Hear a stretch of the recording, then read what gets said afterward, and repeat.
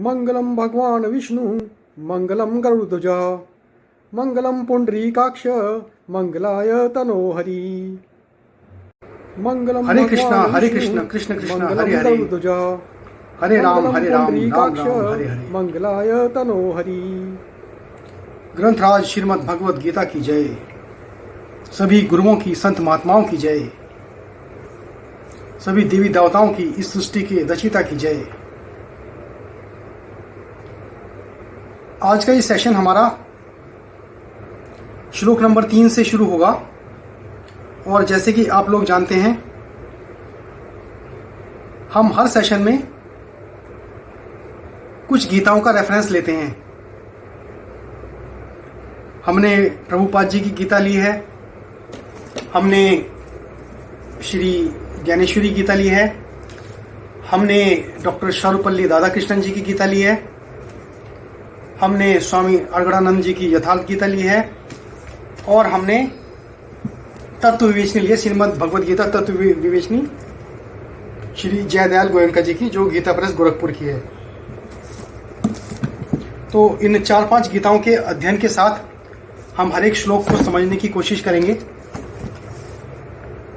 उससे पहले इस अध्याय के बारे में थोड़ा जान लेते हैं। ये अध्याय क्या बोलता है। गीता में कुल 18 अध्याय हैं, जिसमें से दूसरा अध्याय है सांख्य योग, द योग ऑफ नॉलेज। सांख्य का मतलब कोई संख्या या गिनती से नहीं है। यहां पर सांख्य का मतलब है तत्व विवेचना, टू नो द एलिमेंट्स, उन तत्वों को जानना, उन तत्वों को पहचानना जिनसे इस सृष्टि का सर्जन हुआ है। और वो तत्व अपने आप में सृजन कैसे कर सकते हैं, ऐसी कौन सी शक्ति है जो उस सृजन को प्रोत्साहित करती है। आपने सुना होगा कि आत्मा, परमात्मा, माया, प्रकृति, ये सब चीजें क्या हैं, और आत्मा क्या प्रकृति का पार्ट है या प्रकृति आत्मा का पार्ट है। इसी चीजों को समझाने का प्रयत्न किया है इस अध्याय में श्री कृष्ण भगवान जी ने। अब जैसे प्रकृति का मतलब प्रकृति बिल्कुल जड़ है, जिसको बोलते हैं जड़, और आत्मा है चेतना, कॉन्शियसनेस, प्योर कॉन्शियसनेस। तो इस आत्मा को प्रकृति से बाहर रखा है अभी सांख्य में। ये जो सांख्य का सिद्धांत है, ये दिया है भगवान कपिल मुनि ने, जो उन्होंने सबसे पहले अपनी माताजी देवाहुति थी, उनकी माताजी का नाम, उनको सबसे पहले ये ज्ञान दिया था। अब इस सांख्य योग में है क्या। इस सांख्य योग में बताया है कि ये पूरी पृथ्वी 25 तत्वों से, ये जो सांख्य का सिद्धांत है, पूरी पृथ्वी 25 तत्वों से मिलकर बनी है। इसमें कुछ लोग बोलते हैं कि एक 24 तत्व हैं, ये प्रगति पुरुष को वो काउंट नहीं करते, और ये बोलते हैं कि पूरी जो चेतना है उसका एक छोटा सा पार्ट, जिसको बुरी चेतना, या अच्छा बुरा कुछ नहीं है, बुरी चेतना का यहाँ पर तात्पर्य है एक ऐसी चेतना जो इस माया मोह में, संसार में जकड़ी हुई है, और जो विच इज डोमिनेटिंग। और ये जो चेतना है, इसने बाकी की प्योर चेतना को भी डोमिनेट कर रखा है। तो प्योर चेतना जो हमारी है, जो बहुत बड़ा पार्ट है, और ये बुरी चेतना जो छोटा सा पार्ट है, लेकिन इससे लिबरेट नहीं हो पा रहे हैं, सेल्वेशन नहीं हो पा रहे, क्योंकि वो चेतना प्रकृति ने अपने अंदर धारण कर रखी है। तो ये जो सांख्यवाद का सिद्धांत है, इसमें जो 25 तत्वों का वर्णन किए, वो जो वर्णन है वो यहाँ पर है। अभी इसमें जो अपने तत्व हैं वो मैं आपको बताता हूँ कि जो 5 अपनी ज्ञानेंद्रियां हैं, सेंसरी ऑर्गन्स, जैसे आँख, नाक, कान, टंग और स्किन। तो जो 5 ज्ञानेंद्रियां हैं, ये 25 तत्वों का एक पार्ट है, 5 पार्ट। और हमारे पास 5 कर्मेंद्रियां हैं, the organs of action. First was organ of knowledge, organ of perception, ज्ञानेंद्रियां, and the rest 5 are the organ of actions. Which are those? Like we said, because these organs of these organs of action manifest the sensory organs. For example, taste, speech, or sound. Skin is touch, ear is sound, form, eyes was a sensory organ, but we see various forms. Tongue and taste is the karmendri, and smell, nose, smell. So smell, sound, touch, form, taste, these we call tanmatras. So these tanmatras actually define the sensory organs, the various senses, the ज्ञानेंद्रिया। सो ज्ञानेंद्रिया और तन्मात्रा आपस में connected हैं। अब इसमें कुछ कर्मेंद्रियां हैं। तो ये जो सटल एलिमेंट्स थे जो मैंने बताया, touch, form, taste, smell, these are subtle elements. Which are the gross elements, जिनको बोलते हैं पंच महाभूत, 5 महाभूत जो ग्रॉस एलिमेंट्स हैं। पृथ्वी, आकाश, अग्नि, वायु और पानी। आकाश means ether, space, air, water, fire and earth, पंचभूत। तो ये हो गए 15 element. 5 elements are organ of action, जिनको हम कर्मेंद्रिया बोलते हैं। कर्मेंद्रिया में जिनसे हम काम करते हैं। सो हैंड, फीट, स्पीच जिससे हम बोलते हैं, जेनिटल्स एंड एनस, गुदा एंड उपस्थ जिसको हिंदी के अंदर बोलते हैं। तो वाणी, हाथ, पैर, वाणी, गुदा और उपस्थ, ये हमारी 5 कर्मेंद्रियां हैं। और इसके अलावा हमारे पास जो और 5 एलिमेंट बचते हैं, उसमें आता है मानस। मानस मतलब मन, माइंड, विच थिंक्स और विल्स, डिजायर्स, एंड अहंकार, ego, I, everything is mine, I want this, I want to pursue this, this is my thing, I am at this position. So this is ego or ahankar, the sense of I, the realization of I belong to this house is mine. So ahankar में सब लोग हैं। महत, एक तीसरा जो अब 23वां element है, महत।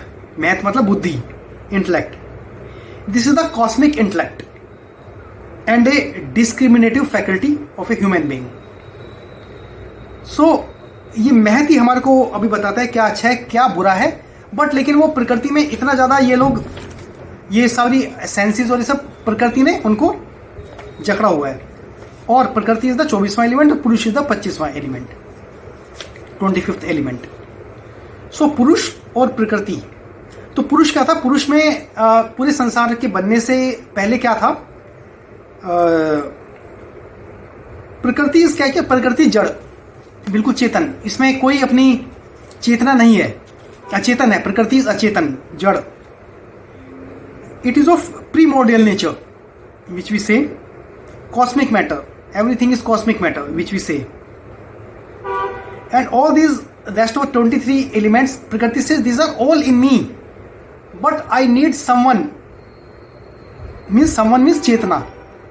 प्रकृति वॉज लैकिंग दैट चेतना, प्रकृति में वो चेतना की कमी थी। तो पुरुष, जहां पुरुष का नाम दिया वो चेतना है। अभी पुरुष को, अभी प्रकृति को क्यों सब कुछ है, मेरे पास सब कुछ है। प्रकृति एक इच्छा कर रही है, एक चाह रही है कि कोई चेतना आ जाए, सो दैट वो अपने आप को मैनिफेस्ट कर पाए, अपनी ब्यूटी को दिखा पाए, क्रिएशन को जन्म दे पाए। और उसके बाद ना ये जो 3 गुण है, इसके साथ एक एक चीज, 3 चीजें और चलती हैं, रजोगुण, तमोगुण और सतगुण। ये गुण अपने बिल्कुल अभी स्टैंडर्ड पोजीशन में है, बिल्कुल निश्चल, इसमें कोई हलचल नहीं है। हलचल कब आएगी? जब चेतना इनके साथ जुड़ेगी। अभी चेतना किसके पास है? पुरुष के पास है। तो प्रकृति और पुरुष अलग अलग हैं। अब पुरुष के पास क्या है? पुरुष के पास चेतना तो है, एक्टिविटी तो है, एक्टिवनेस, लेकिन उसके पास कोई माध्यम नहीं है। पानी, जल, आकाश, मैटर, वो इसके पास नहीं है, कुछ भी नहीं है। इट इज जस्ट एन चेतना, just an active material. Now this चेतना is searching how, what is the medium that I can travel through, and Prakriti is just having everything but doesn't have activity. So like you say that two businessmen that they have different needs, different requirements. अभी एक को सामान बेचना है, एक को खरीदना है। वो खरीदार ढूंढता है बेचने वाला, और खरीदने वाला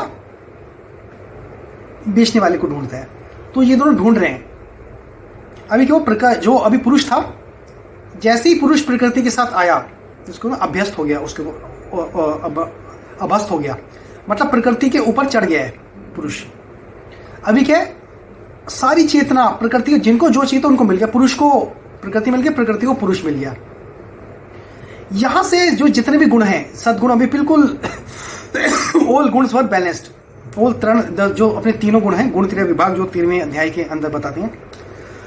अभी जो हमारा सद्गुण है, रजोगुण है और तमोगुण है, इनमें हलचल हुई। कैसे हुई? चेतना आ गई। कभी सतोगुण बढ़ा, कभी रजोगुण बढ़ा, कभी तमोगुण बढ़ा। अब जब इसमें डिसबैलेंस हुआ, तब क्रिएशन होता है।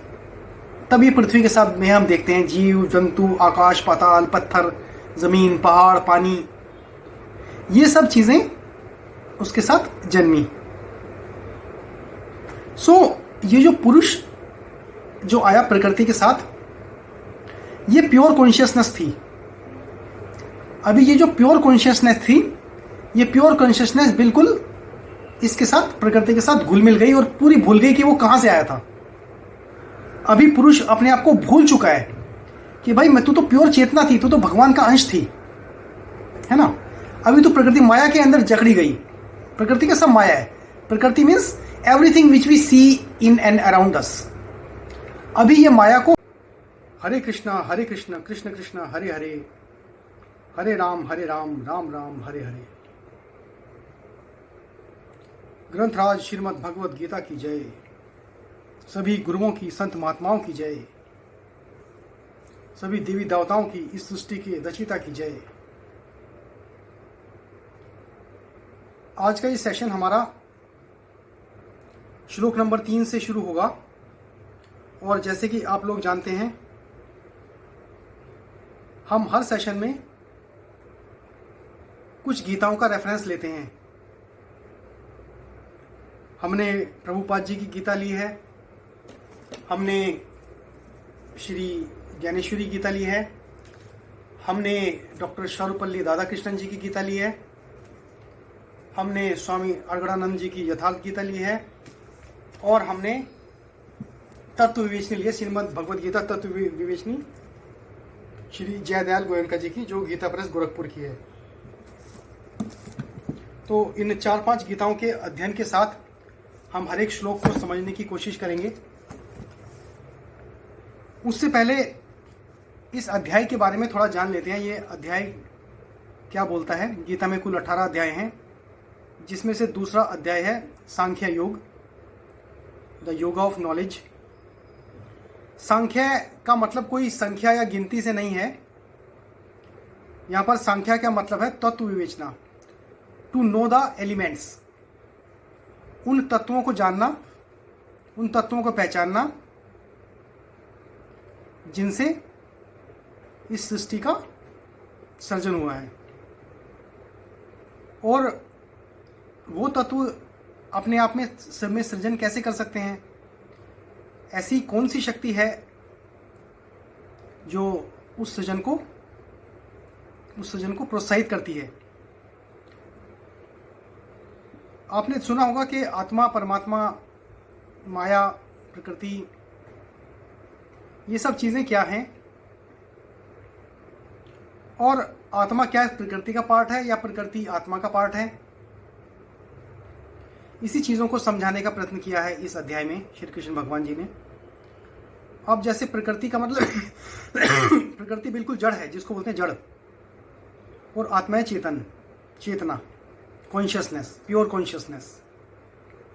तो इस आत्मा को प्रकृति से बाहर रखा है अभी सांख्य में। ये जो सांख्य का सिद्धांत है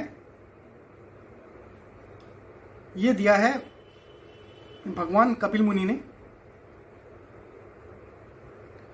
जो उन्होंने सबसे पहले अपनी माताजी देवाहुति थी, उनकी माताजी का नाम, उनको सबसे पहले ये ज्ञान दिया था। अब इस सांख्य योग में है क्या? इस सांख्य योग में बताया है कि ये पूरी पृथ्वी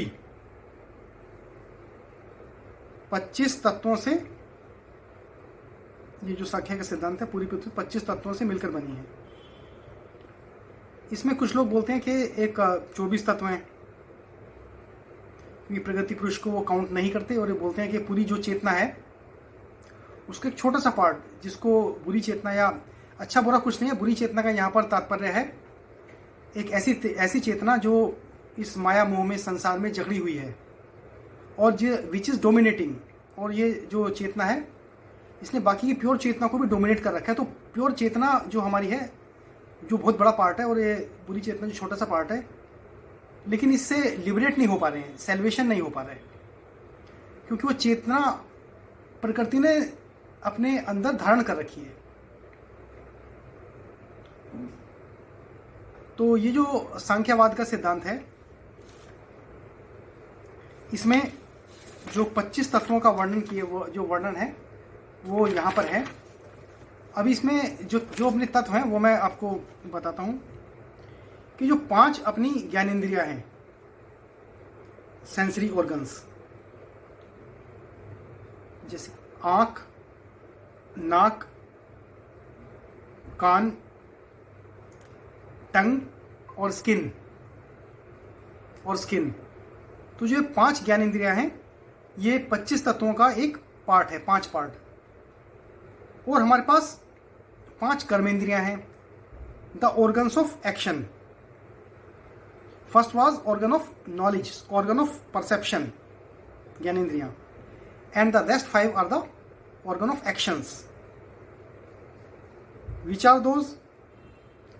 Like we said, because these organs of action manifest the sensory organs. For example, taste,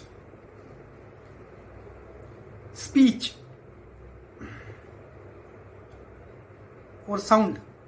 Skin is touch, ear is sound,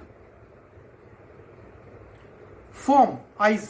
Eyes was a sensory organ, but we see various forms. Tongue and taste is the कर्मेंद्री,